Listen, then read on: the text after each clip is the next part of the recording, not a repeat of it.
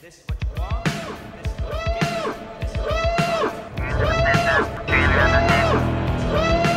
what you You have located GeekFest Rants, the entertainment podcast for genre geeks like you. Shall we play a game? Covering the world of vintage and current film and television since 2010. Game over, man. It's game over. Featuring in-depth conversations on sci-fi, horror, fantasy, comics, toys, and conventions. So say we all. So say we all. And now sit back, relax, and enjoy today's show. Pioneer. The laser. The key to expanding the horizons of home entertainment. Integrating the pure digital audio technology of compact disc with the superior video quality and advanced features of Laserdisc. All formats, all sizes, one package. Surprisingly affordable. Meet the new center of your home entertainment system. Just choose your favorite music from CDs or your favorite videos from Laserdisc. Thousands of your favorites, with thousands more on the way. From classical to classics. Of all the gin joints in all the towns in all the world, she walks into mine. From blockbuster features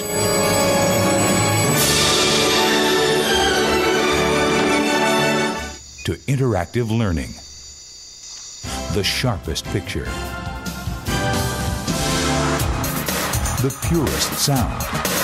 Bam!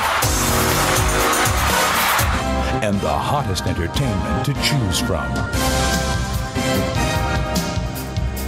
Pioneer Laserdisc. It's the best show in town.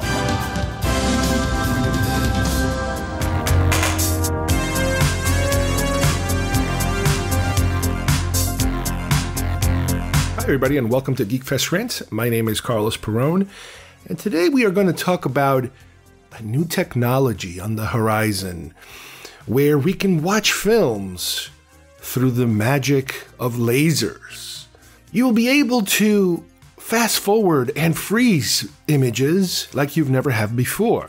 They will sound really good, and you can skip chapters and move forwards and backwards. And all you have to do when you reach the 1 hour mark is flip the disc to the other side. Well, not exactly. That was maybe almost 40 years ago, 35 years ago, something like that. But no, we are talking about Laserdiscs today, a format that I was a part of, one of the few times that I became an early adopter of technology, and how, in spite of its statistical failure as far as the format itself and as far as its longevity, how it did succeed in spawning off what came next, which is what we are more used to seeing now, even though we are already starting to write out of the current disc, whether it's DVD, Blu-ray, 3D Blu-ray, 4K, whatever it is, we're kind of writing out of. But how this format held a lot of people's attention for a while, including myself, in the mid to late 80s and early 90s. So let's begin with Laserdiscs. We interrupt this broadcast to bring you a special news bulletin direct via satellite from our on-the-spot task force. I'm as mad as hell, and I'm not gonna take this anymore! Ladies and gentlemen, can I please have your attention? Thank you, Bob. It's Mort. Mort, yes. I am Ted Baxter, and here is the news.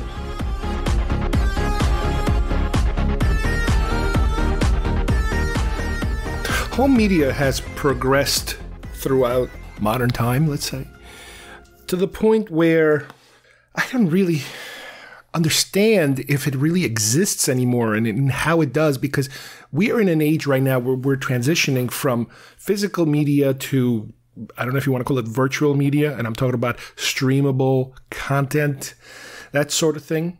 There was a period in my life where I tried to amass as much as possible copies or even purchased versions of films. As I got into it, it's just like anything else, not only in terms of a collection or an obsessive collector. It's a combination of the two. I know I have obsessive tendencies when it comes to collecting. I can sometimes focus on something so much that it would be considered a little over the top to a lot of people. Not to me. I kind of hop from one thing to the other. But I kind of stay with them for quite a long time. And there was a period of time where I was copying and buying just about every movie out there that I liked or had some kind of connection to. One of the normal things that I would do is anytime a Netflix, and back then I think I even had Blockbuster, and there was another one, I forget the name, which one of these DVD rent by mail services. But up until recently, and even up to now, if for whatever bizarre reason there's a movie that arrives that is in DVD form, I will make a copy of it just to have. Sometimes I don't even watch these movies, I'll tell you the truth. I have a movie that's been sitting here from Netflix that arrived in January, and I still haven't gotten around watching it.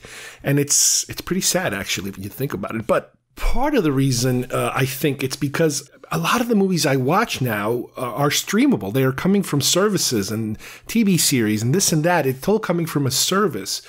And like it or not, you are transitioning to whatever it is that's coming next. And right now we are in that period of time where we're transitioning from physical media to a streaming world and on demand, access on demand kind of media world.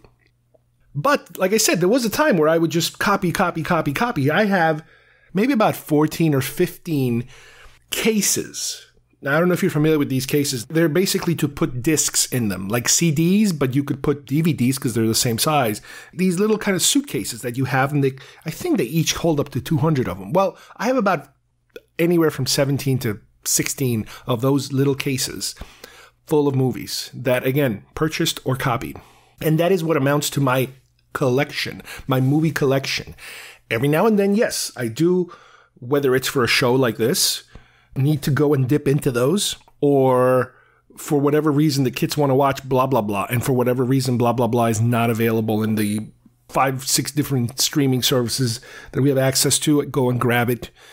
And even cable, my God, cable on demand, there's so much stuff out there. It's just ridiculous. But anyway, that collection that I have is, again, mainly DVD, Blu-ray, and to a certain extent recently 4K as far as what the selections are or the formats. Again, another format was the 3D Blu-rays. Man, did this one last a very short amount of time. Obviously, Avatar is what kicked it off, not only in movie theaters, being able to see films in 3D for a number of years, but now I think we're pretty much done with the 3D craze of the movie theater, and we're definitely done with the 3D craze of home video. That one was also one that I jumped on. Technically, I still have a 3D television set, and I might have a 3D Blu-ray player. But guess what? The media no longer exists. I've been, little by little, the movies were not available anymore. I had to buy like imports that were still pushing 3D to the point where they were done. They were done with 3D media. I used to have I don't want to call it decent because it wasn't decent. It was a standard VHS collection at one point. When I started purchasing media for real, and I'm not talking about when I used to have my 8mm film selected scenes of Star Wars or Empire or Superman or Close Encounters, and I used to have those, and I don't even know if I still have some of those. They might still be somewhere. I doubt it. Because that was just I can't even categorize that because you really couldn't collect those. That it was too expensive, and the selection was so minuscule. And you're talking about selected scenes. You're not even talking about the whole film. So I don't even count that. I would consider my VHS collection, if you will, my first real collection of films. And I might still have a few of those laying around in a box somewhere. As I started getting Laserdiscs and DVDs, the VHSs all pretty much went away. I don't know if I threw them out or I gave them all to my dad, or I don't know what I did with them, tell you the truth. But what I do want to talk about is what came after VHS, and that is Laserdiscs. All through grade school, let's say, and junior high school and high school, and up until the beginning of my college time. So this would bring us to around the late 80s, early 90s. I would say that would be it. Yeah, maybe 1989, maybe 1990.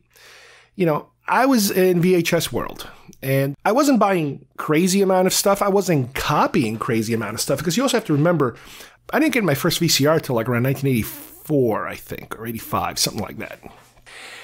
And yes, as soon as I got that, the bug hit me of, well, wait a minute, I can copy these things. So I remember I would copy some of my favorite stuff. I would rent a movie and try copying it. Sometimes you couldn't copy because of the copy protection, which got better and better as it went along. And then I remember I bought a special machine, a small TBC color corrector that also acted as a time-based corrector, which stabilized the image of any copyright macrovision kind of addition that would be added to your VHSs so people couldn't copy them. So, and it was through college that I figured out how to do that, because at college, we had the television department, and sometimes we needed to use a movie clip, and it was like, well, how do you do that? Well, when you run it through this machine, you can then make a copy of it, and it'll be clean without the copy protection on. Oh, great, wonderful. So then, I bought my own consumer version of that little machine. It cost me about $100, and it was great because I could copy just about anything. Granted, you're talking about VHS. You talk about VHS signal, you talk about something that when you copy it, it would look pretty bad. When you used to copy things, even if they didn't have a copy protection, they would be really bad. I mean, the degradation of one generation to the next would be noticeable. And sometimes I remember, if I had some kind of bootleg movie from somewhere, I don't even know where these things ended up coming from, and you would have a fourth, fifth, sixth generation of something that was maybe in the theater, and it would look horrible. You could tell what was being said, but visually it would be so horrible. But it was like, wow, you actually have something that is playing in a movie theater at home, and it would be like amazing. But honestly, you couldn't watch it more than once because it was just horrible looking. But it was all the way it was. That's just the way it was. And you lived with it. I used to record, not only copy some of the movies, I would buy a lot of, again, Columbia House, you buy your Columbia House movies, you got your 12 movies, then you buy a couple more and you're done, and then you sign up again and blah, blah, blah. Next thing you know, you have a box full of VHS tapes.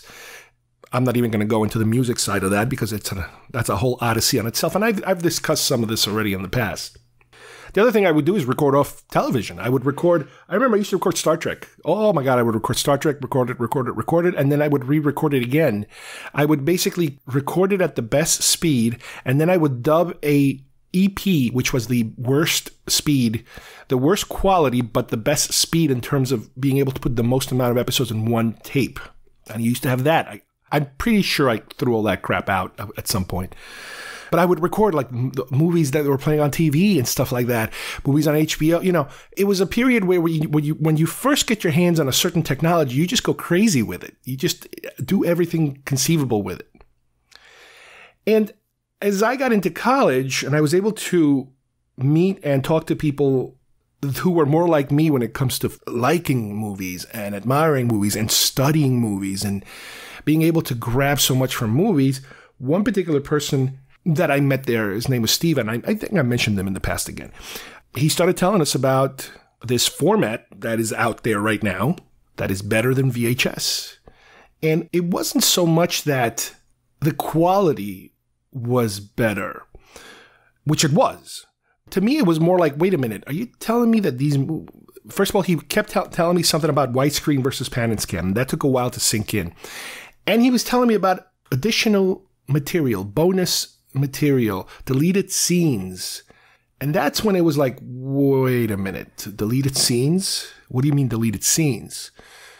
And that's when you kind of started to sink in that, yes, there were deleted scenes in films that a lot of times you never got to see them. You might sometimes see it when somebody did a television version of a film and they added a couple of extra scenes here or there for mysterious reasons, because back then you really didn't understand why would they do that. Why would they do that? It just didn't make sense. And because we were doing a movie show at the time, if I remember right, we needed clips. We needed film clips. And he would always come in with his own film clips, especially with the movies that he was dealing with, that were letterbox. They were not pan and scan. Now remember, we're still dealing in a 4x3 world. We're still dealing in normal televisions, tube sets, that sort of things. Flat screens came way later. The 16:9 aspect ratio came later. We're 4x3 at this point. So whenever he would have a movie come up, it would be awkward because it's like, wait a minute, you're not filling the entire screen. We're getting these bars, these black bars on top and these black bars on the bottom. It doesn't work. And I don't remember at the time, I don't exactly remember, but I think it's possible that the university had a Laserdisc player. Barely used, but it was new technology, so it was there just in case, I think. And I think that's what he was doing. He was transferring them, I think, at school. Not the whole movie, just the clip he wanted to show. So he would transfer those clips, and then we would have them in, back there was 3/4 inch video, because that's how we were editing things, into 3/4 inch video. However, it is possible that he was also bringing them in VHS form from home, because that was one of the perks of Laserdisc players, was that you can go directly to VHS with them without worrying about copy protection. Big, giant perk. So little by little, more and more exposure to this. And a lot of us in the area, not just myself, but even other people I knew who were in the business, or they were in school or just out of school, the word started going around. Laserdiscs are, people, and you can get these special editions, and they have these box sets, and the director has a commentary. You got to remember that at this point, late 80s, early 90s, because you're dealing in VHS, usually all you get on your VHS is your movie. That's it. There's no such thing as bonus content. There's no such thing as director's track or director's commentary or anything like that. This was something exclusively being marketed on this new format called Laserdiscs. Now, the history of Laserdiscs goes back, and it doesn't really matter in terms of how accurate we want to be or how deep we want to go into it. All you need to know is that commercial players were around sometimes in the mid to late 70s, different versions of the technology. There was one version, I think they're called video discs or something like that, where it was like a gigantic floppy disk. And the machine would then take this diskette size of a record out of the container, out of the shell, out of the sleeve, and plop it into the player itself. And then when it was done, it would actually remove it and slide it back into this protective shell. I actually remember seeing commercials for that very briefly, not very popular. I never seen anyone who owned that, but I know that they were trying to market those. Laserdiscs, on the other hand, that are basically similar technology, except that they don't live on a shell. They live like a record on a paper sleeve. You take it out, plop it in, slide it in, and boom, it starts playing. Those I have never remember seeing any form of commercials for those. That was what you call a niche market. From what I understand, it was very popular in Japan. Pioneer was the brand that I had. And I remember when I bought it, when I started saying, all right, I got to do this. I got to get one of these, because there's certain movies out there that I love, and I cannot wait to dig into all the supplemental material. The movie that tipped me over the edge, I think, was Aliens. Mid to late 80s, early 90s, I was in the middle of a James Cameron frenzy, absolutely loving his work. You're talking about Terminator 2 was about to come out, and you're coming off of Alien, and the Abyss I wasn't too crazy about, but I think let me think. Terminator was just amazing. Aliens was just, again, it was the top notch as far as I was concerned of filmmaking at that point. And that's what kind of tipped me over the edge. So I remember I had the opportunity through a different friend of mine who had already graduated St. John's and was working already in the industry at a post-production duplication facility in Manhattan. And she was actually getting an order because her and a couple of other people that worked with her and a couple of friends were going to put in an order for Laserdisc players. And I don't know, it was maybe 10, 15 players. They were all together. So I chipped in, put in my money, and eventually I got my Pioneer player. And that's what started me with Laserdiscs. Now, just like anything else, Laserdiscs had a lifespan and then they kind of went away. One thing overtakes the other thing. The biggest difference is that with most of other formats, the other formats lasted quite a while. VHSs were around, VCRs and VHS machines. The VHS format was quite around for a long time. This completely destroyed Betamax, but it lasted a long time. What came after laser was DVDs, and then you have Blu-rays, and then you have 4K. All these other smaller DVD type of formats, they've been around for a long time. Sometime in the mid-90s, I would say, is when DVDs started to kind of poke their head out. And up to now, you can still go more or less and buy DVDs. So DVD was turned into a very popular, if you think about it, it's kind of still going around. There are the signs that it's starting to decline. I'm sure Blu-ray took a big chunk out of DVDs and 4K, not as much. But now the rumor going around is that there are studios that are going to stop producing physical media. And by that, we're talking about Blu-ray and DVD. But Laserdiscs, compared to these other formats, Laserdiscs was very short-lived. I would say the main consumer, at least in the US, was film fans, film snobs, if you think about it. People that are really, really, really into film. That's the direction they went. To give you a brief example of how numerically or technically the picture quality improved, which is one of the many features from laser that came when you compared VHS to laser, was VHS had about 240 lines of resolution horizontally. And we'll stick to the horizontal lines right now because it's the one that most people are familiar with. Laserdisc had 425. So you're talking about almost twice as many lines of resolution, which resulted in a much sharper image. So now you got 425. That's pretty good. Later on, when you're dealing with DVD players, the picture quality will be slightly better, but you will be dealing with something a little different. When you then jump to true completely digital formats, especially in the high definition spectrum, and by high def, we're talking about 720 or more true high definition 1080p resolution, that's when you are, in the land of Blu-ray HD television. You bump that up a notch when you jump to the Blu-ray side, and you go even higher when you go to the 4K side. The 4K side is almost 4,000 lines of resolution. So remember, the difference between Laserdisc and a current 4K film is about 10 times the quality as far as the picture goes. And that was, at the time, a very good thing. The trick was that back then, we didn't have HD sets.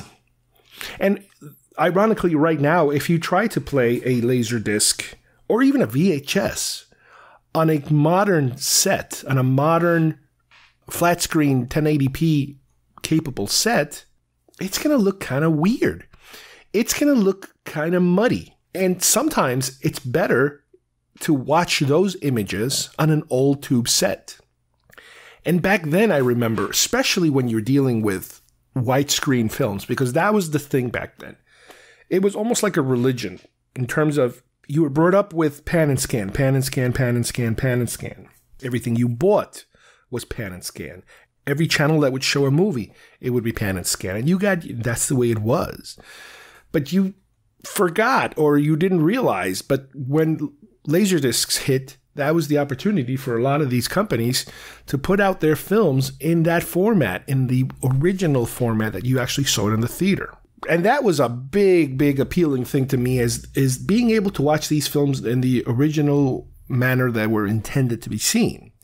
But it did create this problem of all of a sudden having a much smaller image because you're watching the proper aspect ratio with the black bars on top and bottom. And if you're watching some classic, crazy, like a Ben-Hur kind of classic, you're going to be watching like a strip of your TV is going to be the information because these things were so wide.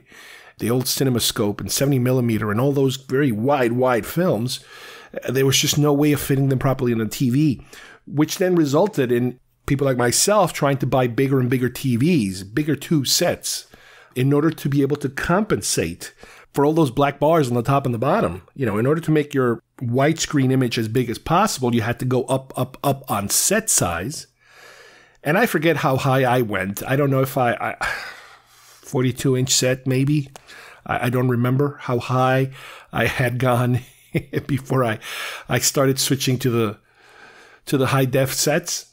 So that was one issue. That was one kind of workaround that you had to deal with.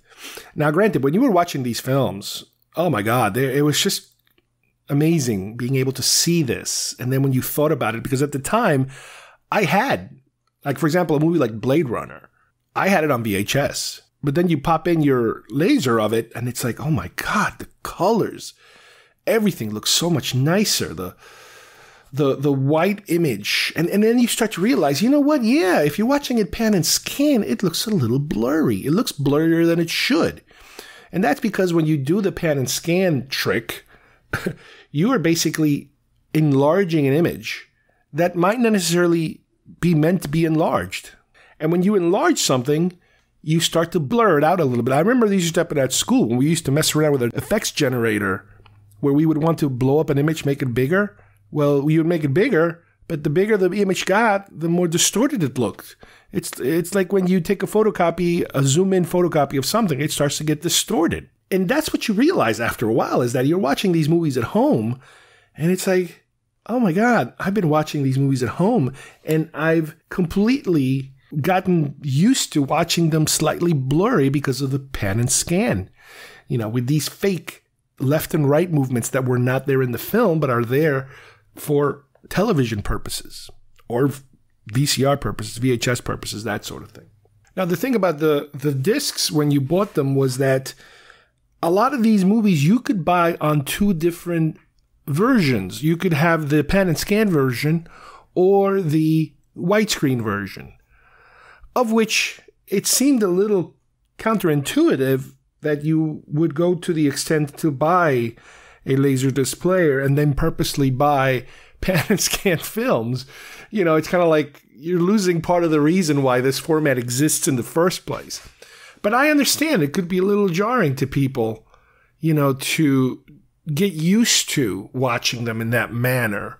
It depends on what kind of film person you are. Are you, is it more important to fill the screen or is it more important to get new information? For me, it was more new information, original intent, a cinematic view of what was supposed to be, not necessarily the biggest view you could achieve in your home. Now, one unusually difficult, confusing, frustrating point about Laserdisc technology, and not necessarily Laserdisc technology, but the manner in which certain films will have been formatted. And that is having to do with some, not all, but some James Cameron films. And I'm talking about the issue of Super 35. Just when you thought things were complicated enough, a smart way, and I understand it is very smart, in a way, of being able to compensate for the problem of pan and scan and widescreen is what they did in the past, which I described before, is you take a widescreen image, you just focus in the middle of it so that you eliminate both sides, and you end up with just the important, quote-unquote, important section of the movie. That section of the movie is probably, let's say, in the middle of the frame, eliminating the left and the right. Some filmmakers had very important things on the left and the right, and you end up missing that. Because of that missing, you get the pan and scan, meaning you pan to the left, you pan to the right, but these are artificial pans. These are digitally induced pans that take place in order to keep up with, let's say, people talking on either side of the screen. This is not how the director intended it to be. This is not how it was shot. It was not meant to be going back and forth with the camera. The camera was just taking it all in, and you are supposed to look from left to right with your eyes or your head, not with the camera move. Hence, again, pan and scan. The other problem, as I mentioned before, is that once you zoom into that middle image, you distort the quality. Anytime you zoom in, you start to distort the quality, unless you're dealing with absolutely, completely total digital imagery, which you were not, especially back then. You were not dealing in digital images. So you had a combination of that problem, the distortion of the image and the artificial movements that are induced. They are very artificial. Once you get used to seeing them, you're like, ooh, that feels artificial. It's because it's artificial. So to be able to then shoot your movie in a way where you can then bring it onto television. And again, by television, I'm talking about 4:3 aspect ratio. I'm not talking about what we're dealing with now. I'm talking about 4:3, what we still had back in the 80s and the 90s. Some filmmakers, especially James Cameron, decided he's going to shoot in Super 35.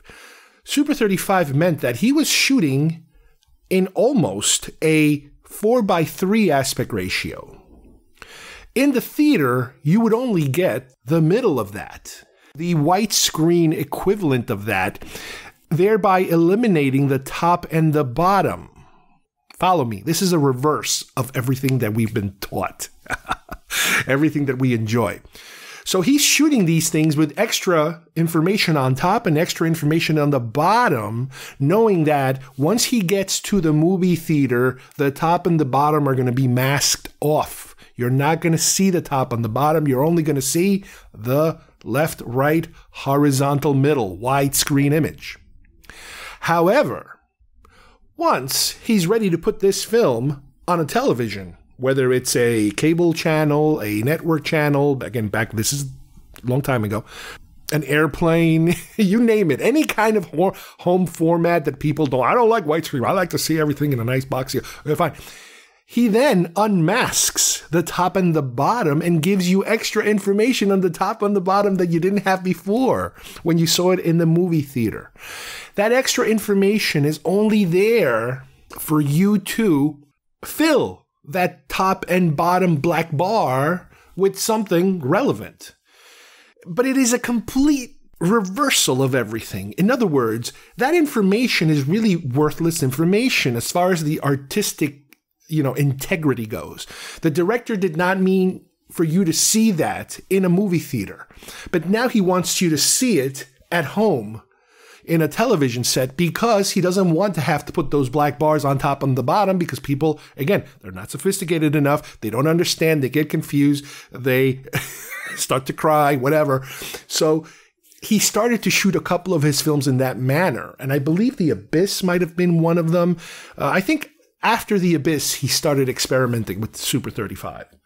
So Super 35 became somewhat of a controversial thing because it's kind of like they're giving you more, but they're giving you less, but they're forcing you to watch more information when you don't really have to watch more information. And I honestly don't remember if the disc itself gave you the option of watching it widescreen. Maybe that was one of those things where you could watch it either way. I don't remember right now. Bottom line is that we had something similar to this happen very recently with the Zack Snyder cut, where HBO Max was showing it in a very 4:3 aspect ratio looking thing. And reason for that was that it was shot for IMAX. So it actually had more information on the top and the bottom than a normal film would have because of the IMAX experience. But at home, it looked odd watching it that way. And at home, I remember I purposely tried to mat it down so that I enlarged the image. So I did lose some top and bottom information in order to be able to stretch out not stretch, but to widen the image to make it more of a traditional widescreen look.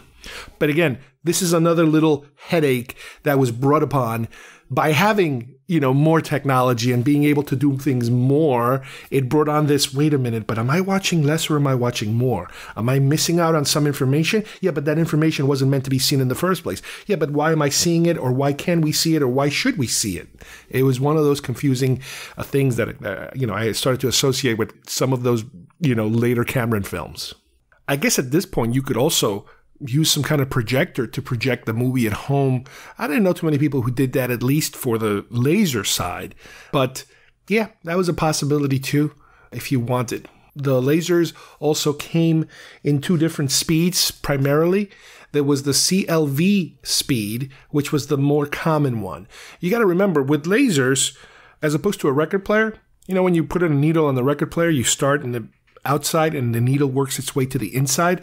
Lasers were the opposite. They started on the inside and they worked their way to the outside. And the speed changed depending on which track you were on in order to maintain a proper speed. Well, the speed also had to do with how these things were recorded. So in other words, the majority of the movies that were available usually came in the CLV format, meaning that you could squeeze about an hour per side.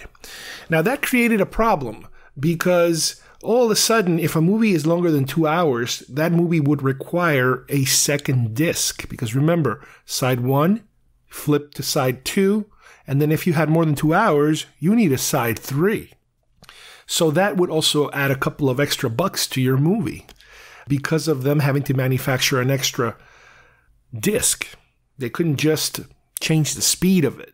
The other option you had was if you really wanted to take advantage of certain things like being able to freeze frame certain shots and being able to put a lot more data on a disc, they were also recorded in the CAV speed.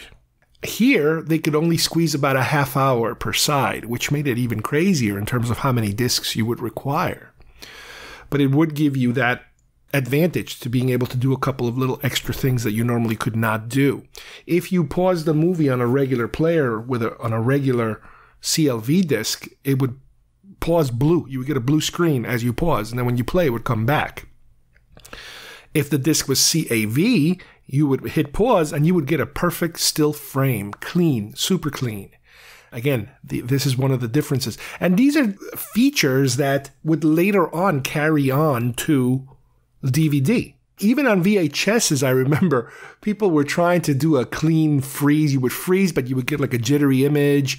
And then some machines, you could actually tweak how jittery it would be. And then there were all kinds of I remember they used to advertise the flying erase heads, let you do freezes, cleaner. Okay, I get it, fine. But this was one of these things that were starting to being experimented with on the Laserdisc side.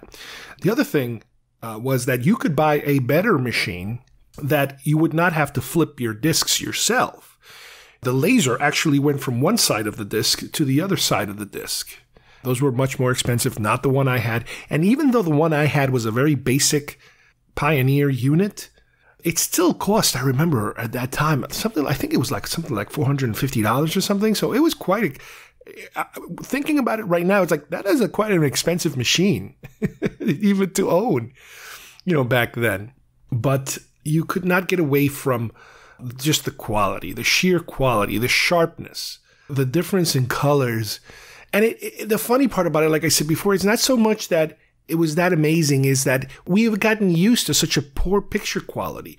We had gotten used to television, and we had gotten used to VHS and pan and scan, all of these things that kind of made us numb and made us forget what good pictures would look like. I mean, obviously, you go to the movie theater and you're back in a beautiful quality environment, in terms of the pictures look nice and the sound sounds excellent. And then all of a sudden, Laserdisc is thrown in the mix, and it's like, wow, this isn't perfect, but it's damn better than what we had before. With the video, you would connect it directly to video. Now, let's remember, this is not, even though you're dealing with lasers reading off of a disc, just like you were with CDs a little bit later, you were still not dealing in completely digital technology. So in other words, you had more pixels. Yes, you had more pixels, true. But you were still outputting in an analog manner from the machine to your television. Most likely using either one single cable for video, or sometimes you could use 3 cables if the TV had that capability of accepting that 3 cable signal, which is the red, blue, green signal. Or some of them even had what they called super video, S-video, I think it was, which was like a little tiny multi-pin connector that started coming out every now and then to be able to get you a better picture quality. I honestly barely remember the difference in quality. I remember having different sets, and I would toggle between one and the other to see which looked better. It would drive me absolutely crazy. Sound-wise, you have the same problem. You had analog sound coming out. Later on, they started adding features like AC3, which is a form, I guess, of somewhat processed sound if you hooked it up to a proper sound system. And I believe you might have also gotten at one point THX sound, but it might have been towards the end. But for the most part, or a coax out, I think, was another option that was starting to become available as the models got better and better. One problem that the system had was that because we were not dealing with upgradable software, if you will, the way we do now, sometimes certain discs would be released that just would not play on very older machines. It had problems. The older machines had problems reading those discs. The other thing everybody was terrified was laser rot. I don't know if I've ever experienced it, but it was while they would tell you how much better laser discs were in terms of, as opposed to a piece of tape that will get damaged and will shrink and will crinkle and will, snap or whatever. Lasers would last forever, blah, blah, blah, the discs themselves. But they always talked about laser rot, which is a process of, I guess, the actual plastic on the disc developing some kind of a weird breakdown that will obviously affect your film after a while. The other thing was that, yes, you could program certain films in terms of how to watch them, but there would always be a pause. And whenever you're dealing with a pause, you're also dealing with a blue screen. So it wasn't perfect, but it was damn good for its time. I used it for a long time. I purchased a lot of films. I did the usual Columbia House marathon, like just everybody did, to get as many films as possible. There were a few stores that handled Laserdiscs, exclusively Laserdiscs. I remember near me, and that I'm talking about a half hour to 45 minutes away from where I lived, there was a store called Laserland, which eventually transitioned to DVD and eventually went out of business like everything else.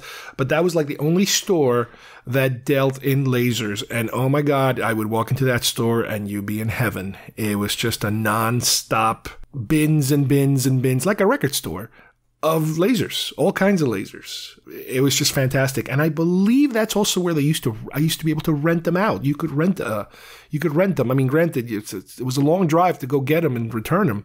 But there was a period where I rented a lot and I copied a lot to VHS, out of all things, going back down, take a step forward and take two steps back.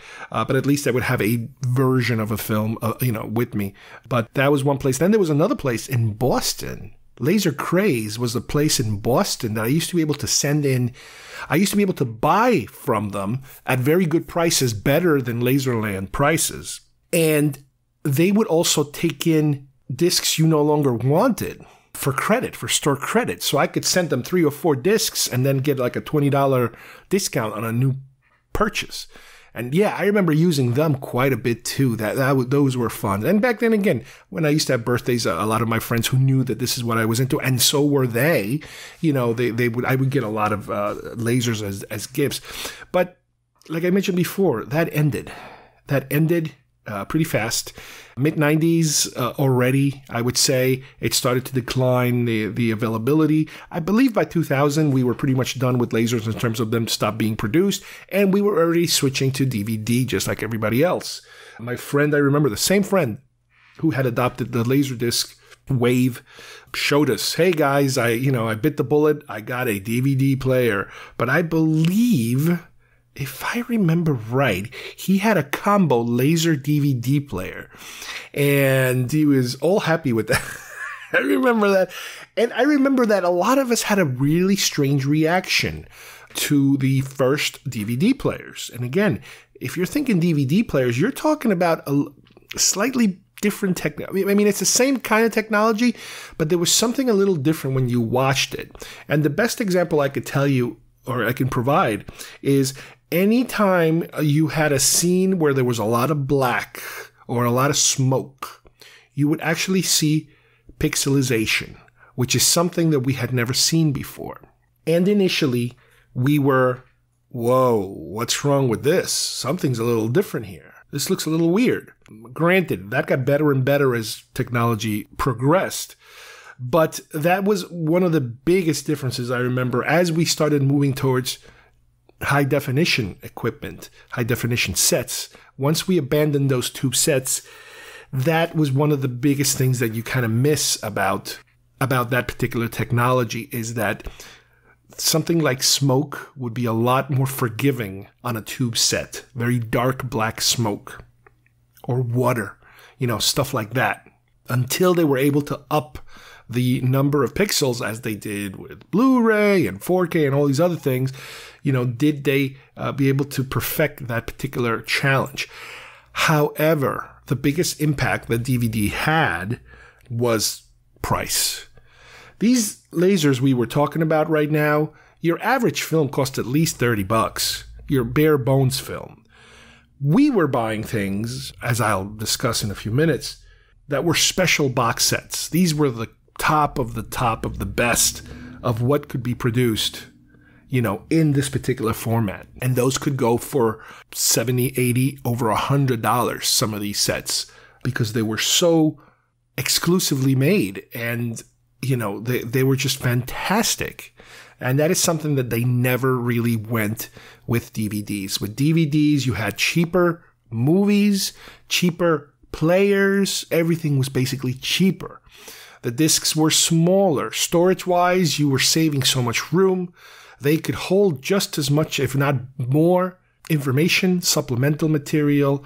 You could put pan and scan and widescreen, on one disc.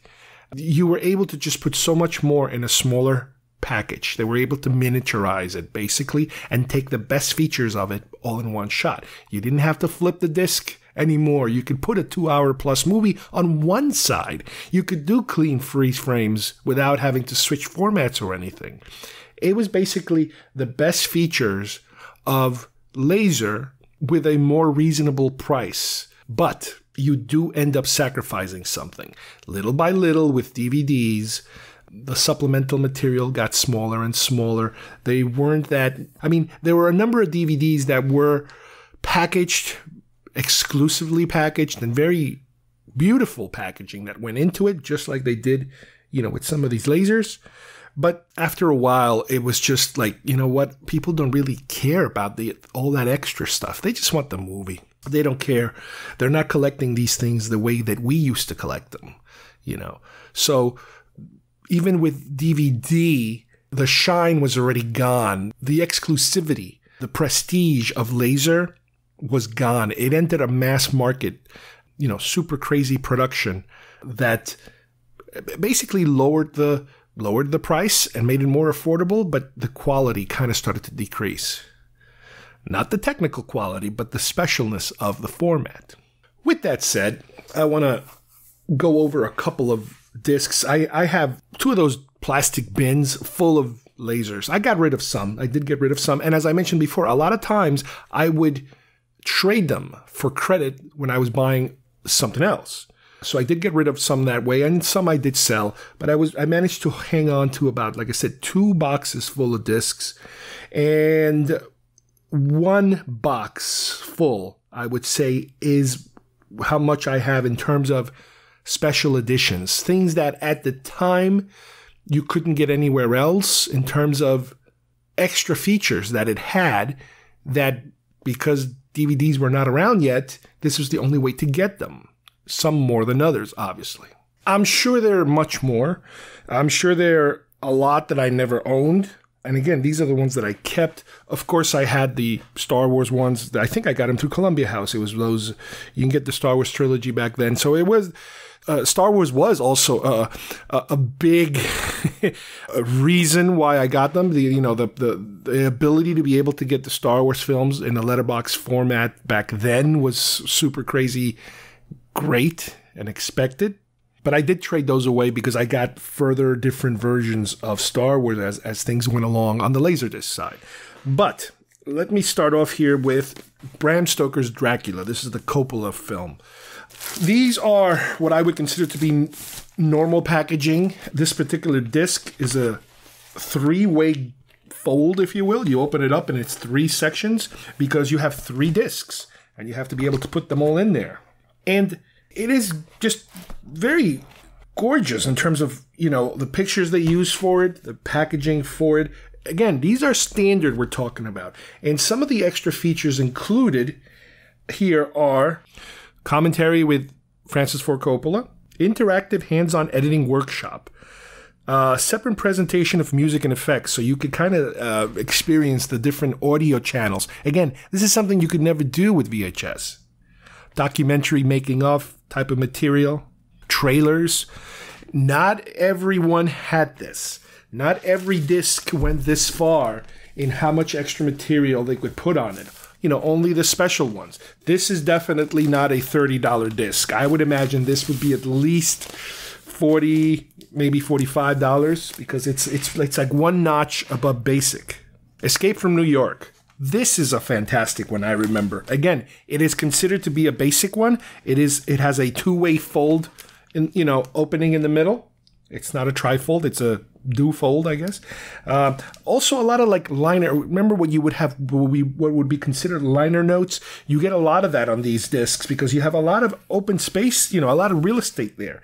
One of the best things about this disc, other than the fact that you're getting the movie in this format, and that you're getting a commentary from Carpenter and Kurt Russell, you got a making of featurette, and the best part is that you have deleted scenes. This is the first time I think we got to see the bank heist scene in the beginning of the film that was edited out. Before you could see it in YouTube or stuff like that, here's where they first were able to give it to all the fans.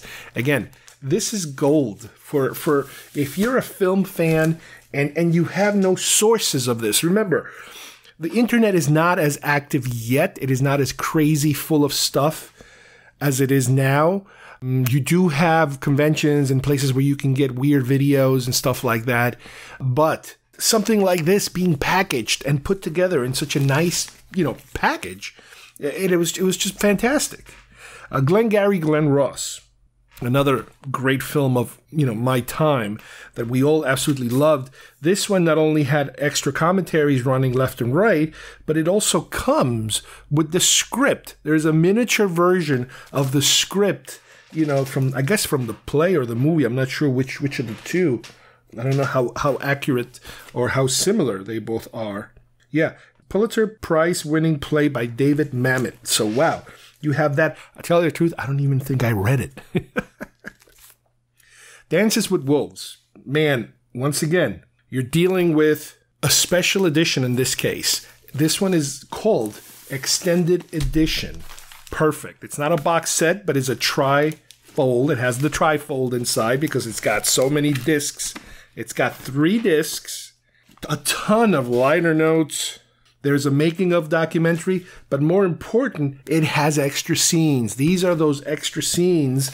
I mean, it's a long film to begin with, but with those extra scenes, it makes it even longer. And there's scenes that I remember them being really good in terms of it does help the film a little more. And it's one of those situations where, if you really like the movie, there are certain extra scenes that you wish they would have put in there. And this was a good example of that. Bob Roberts. Wow. Bob Roberts. Man, this is an oldie. Another great film. Comes with commentary with Tim Robbins. Deleted scenes. Some of the original skits from SNL having to do with the creation of the Bob Roberts character. Again, it was wonderful when the director, or at least the producers of the films, would go out of their way. And again, I don't know if they would do it for free or they were getting paid, but the point was that they were giving you something extra than just watching a movie. They were actually giving you something more. From Dusk Till Dawn. This is a bifold, I believe. Yes, it is. Deleted scenes, letterbox, never before seen interviews, bonus behind the scenes feature. Again, this is more kind of like what a traditional DVD would look like now in terms of the type of things they would throw in there. Jim Carrey's The Mask. Again, another great film. Not too crazy in terms of extras. However, it has the usual featurettes and this and that and the trailers and the posters, hundreds of behind-the-scenes, and it has 2 bonus sequences, Viking and Death of Peggy. The Viking sequence, I believe, was supposed to be the original opening of the film, or maybe it's at the end or something like that. Again, these are the type of things you would hear about, and finally you get to see them for real with this format. Now I'm moving on to the box sets. Now these are some that come in some kind of a box or a special packaging, as opposed to a regular single or a bifold or a trifold. The box sets: Scarface, Signature Collection, letterbox. I always went letterbox, as I told you guys. The movie's 2 hours and 50 minutes, so you can know off the bat that you're dealing with something that has to be longer in terms of how many discs they can put in here. This one comes with a documentary, trailers, production and publicity photographs. That's another thing. You could squeeze in single images into this format that had never been done before, and in theory has not been done since. So, for example, if there were a lot of still shots or artwork, you can go frame by frame, and they would put 1 picture per frame or 1 drawing per frame. So they used to call it stepping. You could step through, step, next, and you see all these different pictures. And there would also be text you could read, and it would only take up the space of 1 frame. That is something that really didn't move on to DVDs. For some reason, they stopped it. I think they figured people wouldn't have the patience, or you're no longer dealing in that market. You're no longer dealing in the crazy film fan that wants all that material frame by frame, shot by shot, page by page. But this is something that I remember was great about lasers, especially these crazy special editions. Conceptual drawings, posters, art, still photos, behind the scenes, script revisions, anything like that, you would have it right there.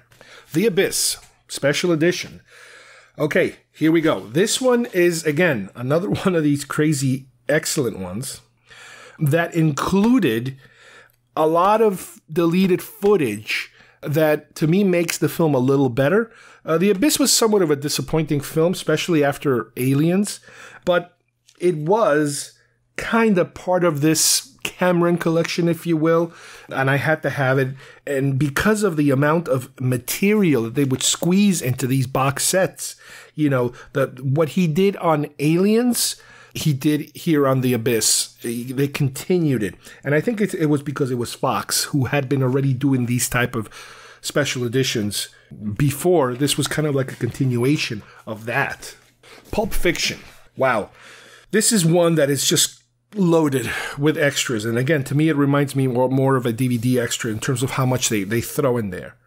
Making of, supplementals, behind the scenes, deleted scenes, interviews, television commercials, theatrical trailers, you name it, it's in here.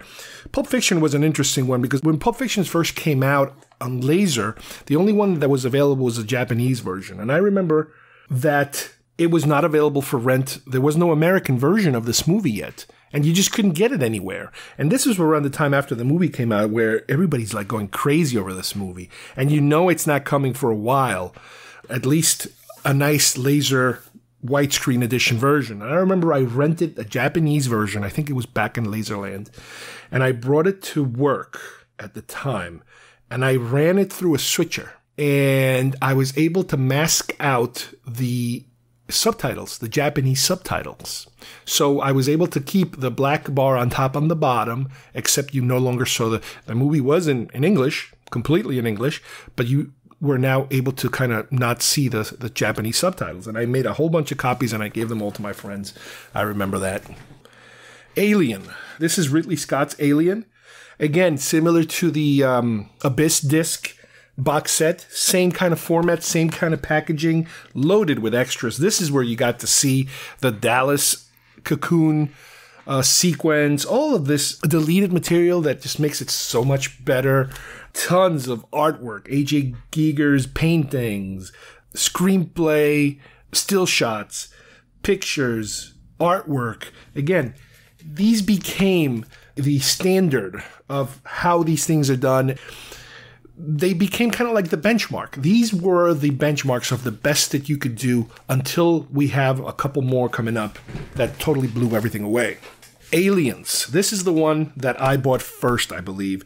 This is the one that, again, my friend showed me and convinced me, listen, you want this material. You want to see it in this format. You want to see it this wide. You want to see these deleted scenes. You want to learn as much as possible about how this movie was made in a visual manner. This is the thing to get. And that was it. Aliens was my absolutely favorite one, you know, in terms of what a fantastic job they could do with these things. And it became the selling point for me on why to get this. Platoon. Okay, Platoon, I did talk about this a couple of episodes ago in terms of me rediscovering Platoon on Laser for the fact that the packaging is amazing. It's a scrapbook. I've never seen something like this.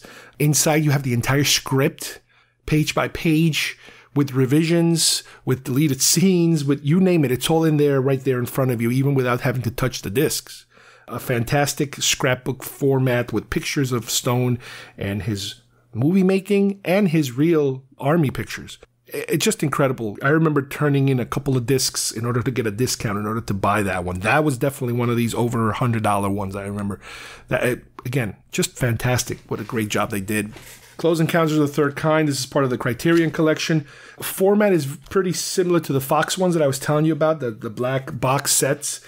Tons and tons of extra material, including, if you guys remember, Close Encounters had a director's cut. Well, there's a way of watching this film in the director's cut mode. There's a special way of watching this film with this disc, which lets you select either the theatrical version or the director's cut.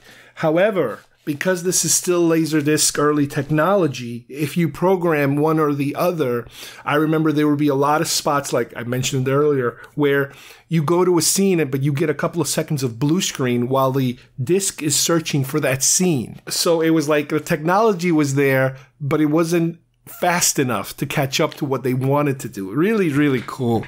Oliver Stone's Natural Born Killers. This is a really difficult movie to like, but I give it credit for him trying something completely different. This is a movie that I think makes more sense nowadays than it did back then.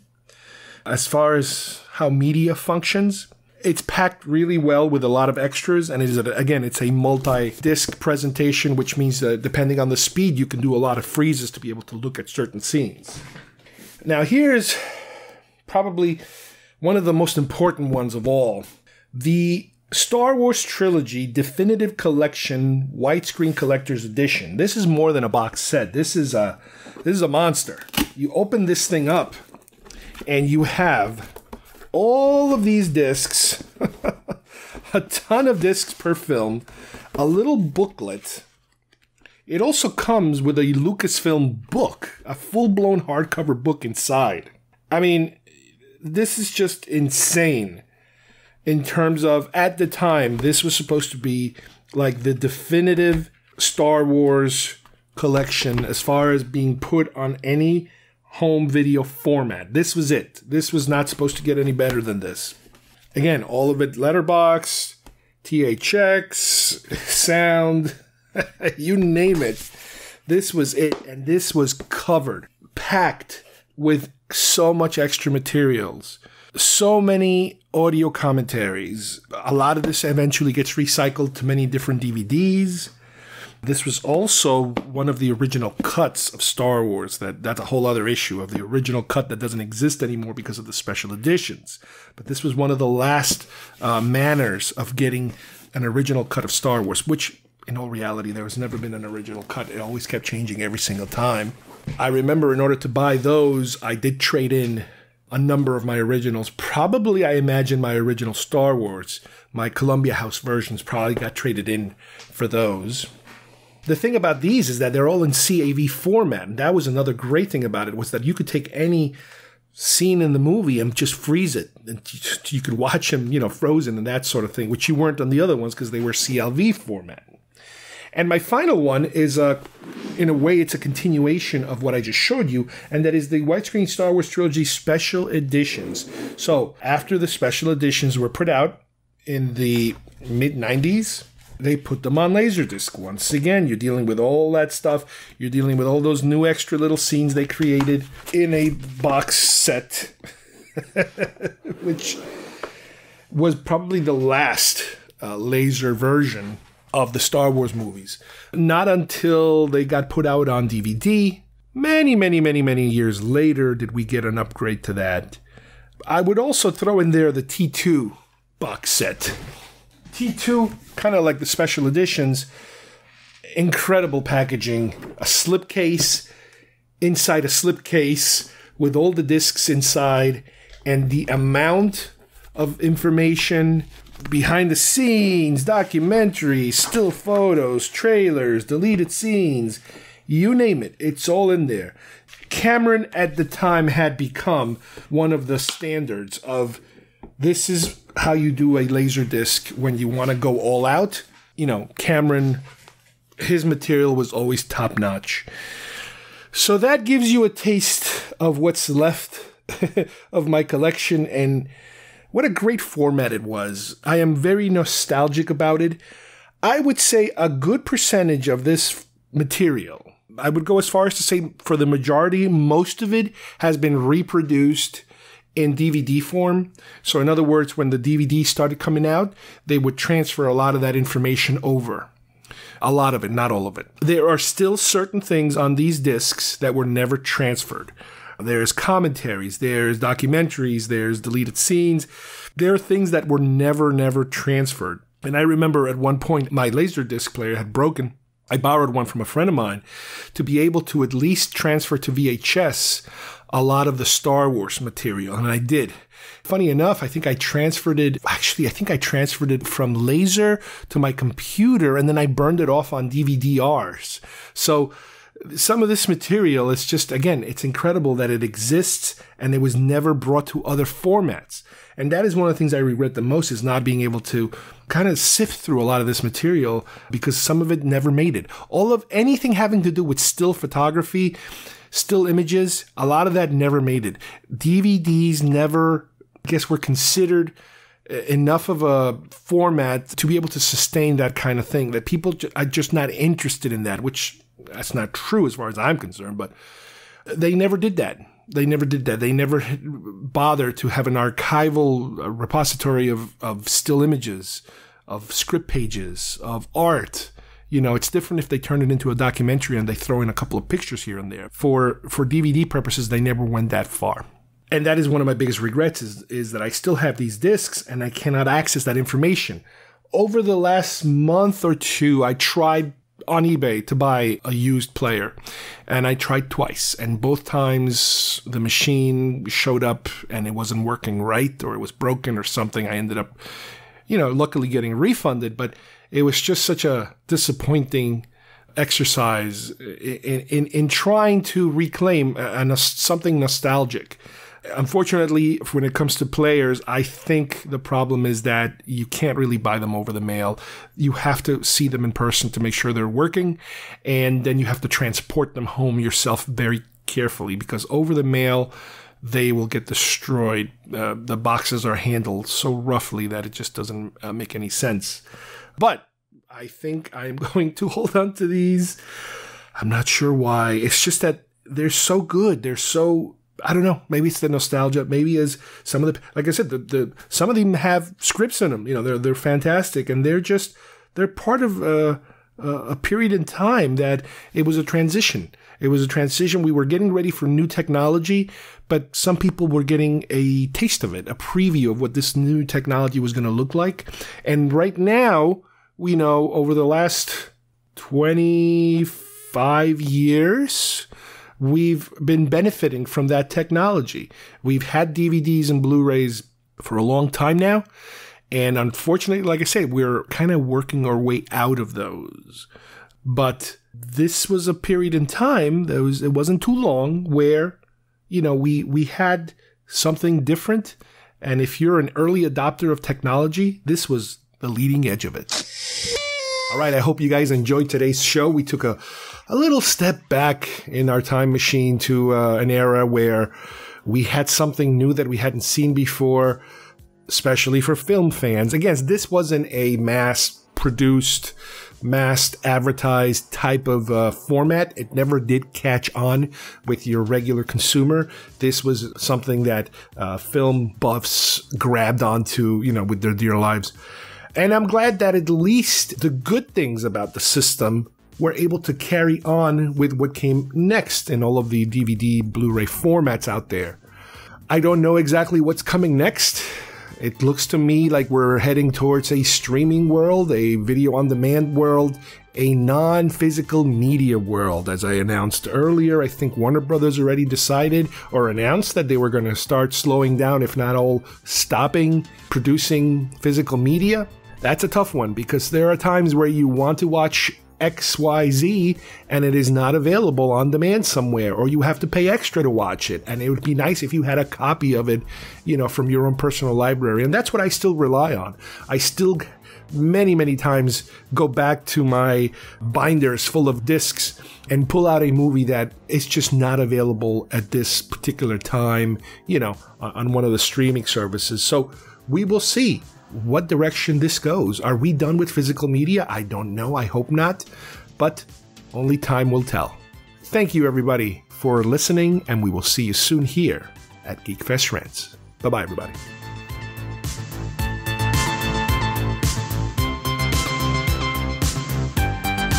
There's nothing we want to watch on TV tonight, but we're still going to watch something great with our RCA video disc player and video discs. Just flip a switch, and on our TV, we see Airplane or The Pink Panther, The Godfather or Grease, Muppets, Monsters, Mickey, MASH, and 100 more, starting as low as $15. And the player costs less than $500. Put it this way, we're watching a great movie, and you're watching us.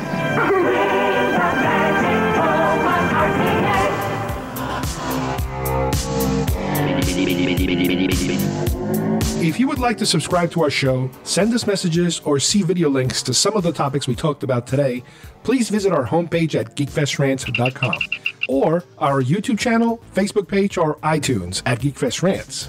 I don't know what we're yelling about! GeekFest Rants is produced by Carlos Perone, copyright 2021.